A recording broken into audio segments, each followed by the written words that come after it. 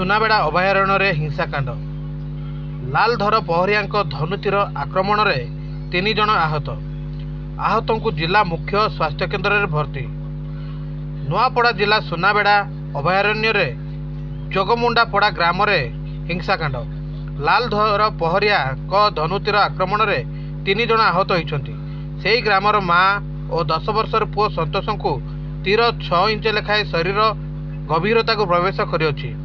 ତେଣୁ 2 ଜଣଙ୍କୁ ଜିଲ୍ଲା ମୁଖ୍ୟ ସ୍ୱାସ୍ଥ୍ୟକେନ୍ଦ୍ରକୁ ଅଣାଯାଇଛି।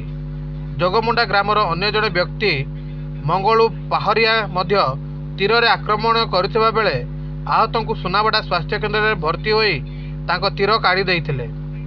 ବର୍ତ୍ତମାନ ଅଭିଯୁକ୍ତ ଅନ୍ୟ ଜଣକୁ ଆକ୍ରମଣ କରିବା ଉଦ୍ଦେଶ୍ୟରେ ଜଙ୍ଗଲକୁ ଦୌଡ଼ାଇଥିବା ଜଣାପଡ଼ିଛି। କମୁନା ପୋଲିସ ସୁନାବେଡ଼ାରେ ପହଞ୍ଚି ଘଟଣାରେ ତଦନ୍ତ କରୁଛନ୍ତି। Bureau report, ONI news.